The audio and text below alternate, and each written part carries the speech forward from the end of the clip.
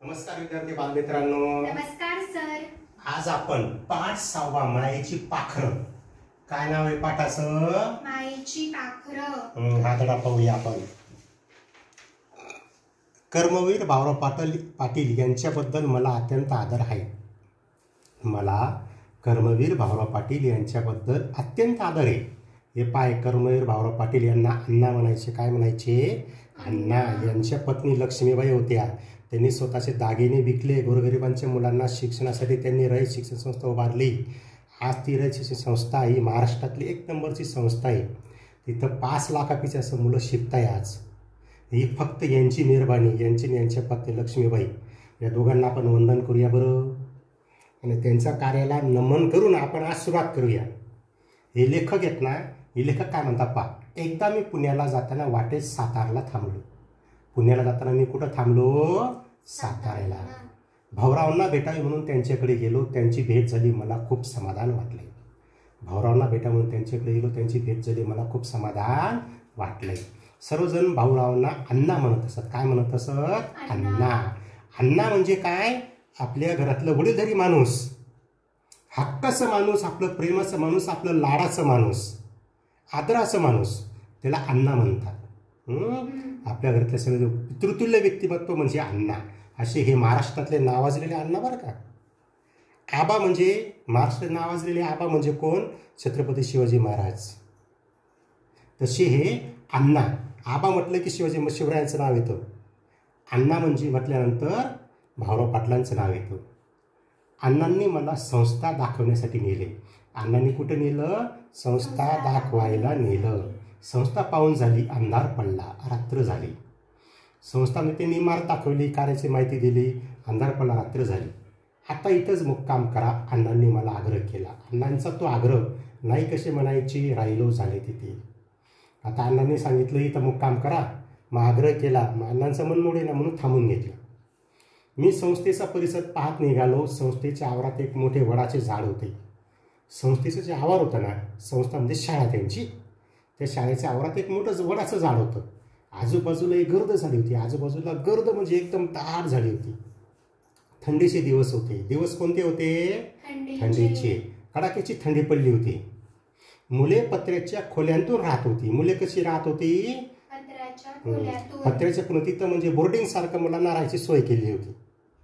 निवासी पत्र्याने बनवलेल्या अशाच एका खोलीत अण्णा बसले होते.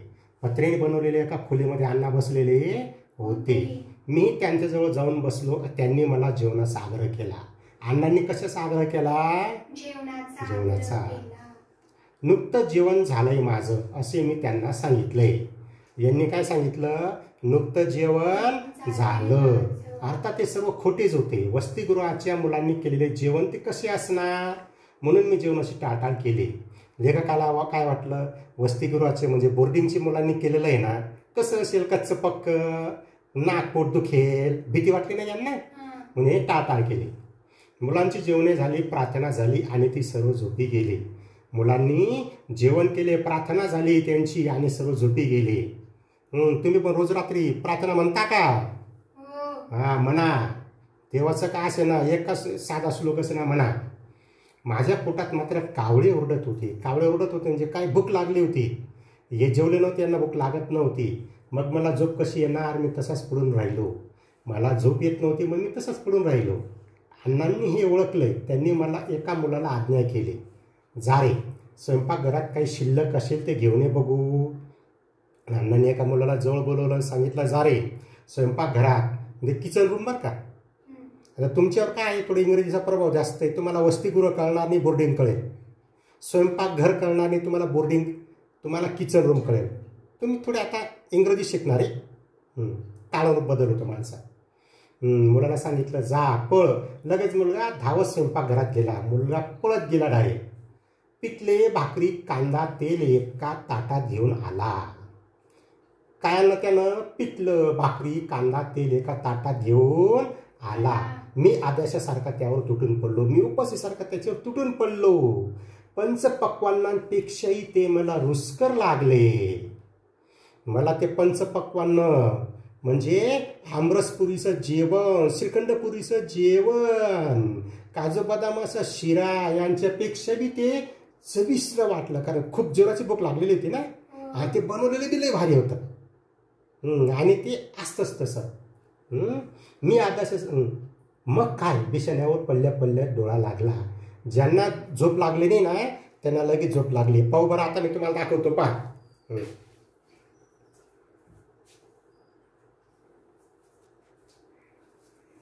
ही काय आहे? भाकरी. आवडते का? हे काय आहे? पिठलं. याला आणखी काय म्हणतात? गरिबांचे श्रीखंड. गरिबांचे श्रीखंड म्हणतात. आणखी बेसन म्हणतात. याला काय म्हणतात? बेसन. हे पिठलं भाकरी. याला झुणका भाकर सुद्धा म्हणतात. काय म्हणतात? झुणका भाकर सुद्धा म्हणतात. झुणका भाकर. आणि या श्रीखंडाला गरिबांचं श्रीखंड म्हणतात. कोणाचं श्रीखंड म्हणतात? गरिबांचं. आणि शेंगदाण्याला गरिबांचा बदाम म्हणतात. बरोबर का? ओळखता का तुम्ही यांना? हे कांदे भाऊ हे आपल्या खात जोडीदार की नाही, आपल्या शेतात बी असतात. हे कधी कधी आपल्याला लई लाभ देऊन जातात. मागच्या वर्षी आपल्याला प्रसन्न झाले की नाही. तिकडं कोल्हापूरकडं साताऱ्याकडं पूर झाला. बरोबर. महाराष्ट्रात बरेच ठिकाणी. आपल्या गावाला नेमका मात्र पूर नव्हतात. आपल्याला लई पैसे देऊन गेले का नाही. नवे घर बांधायला पैसे देऊन गेले नाही. 100 रुपये किलो झालं तेव्हा याची किंमत कळली. पण हा सुद्धा गरिबांचा काजू म्हणतात. याला काय म्हणतात?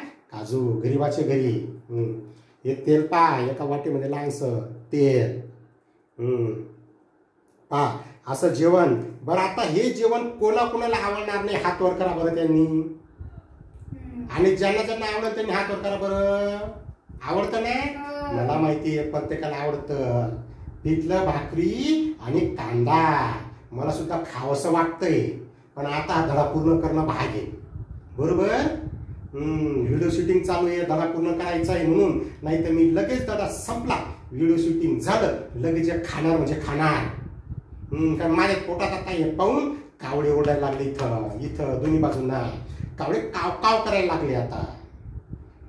चला आपण हे घ्या बरं.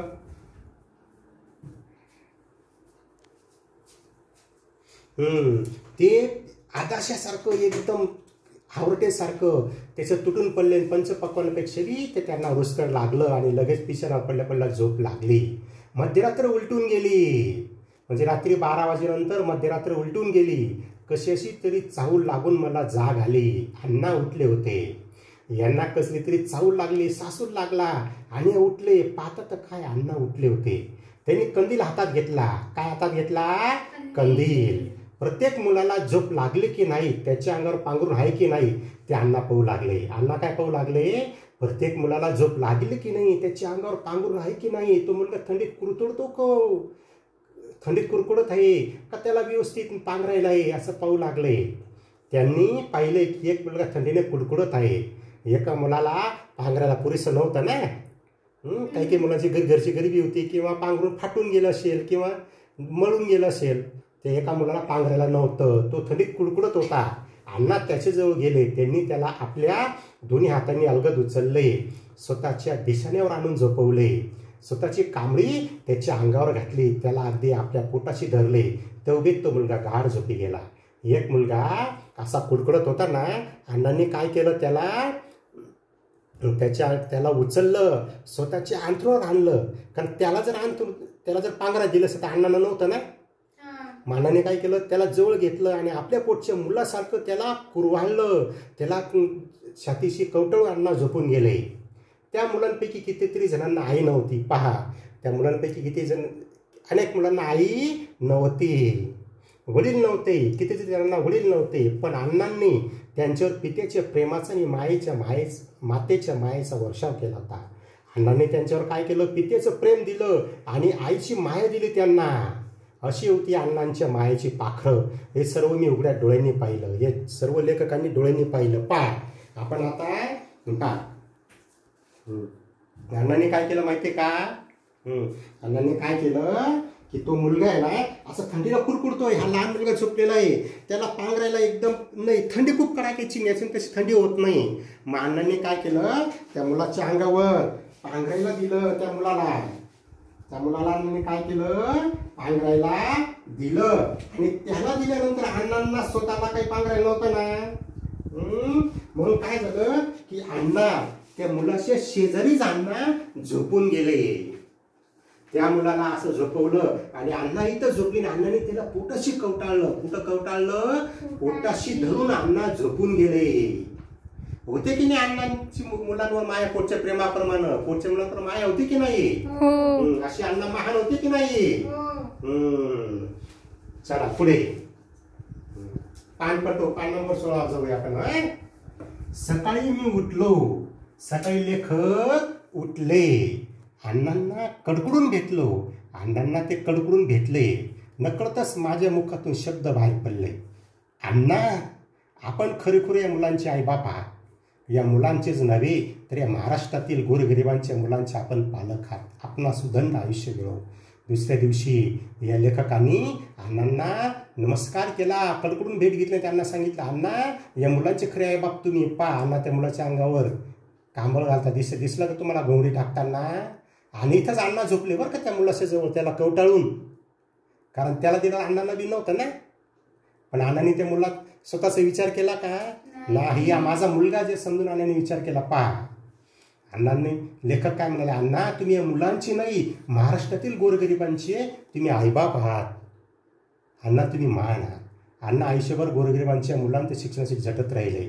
रयत शिक्षण संस्थेच्या माध्यमातून महाराष्ट्रभर शाळा सुरू केल्या.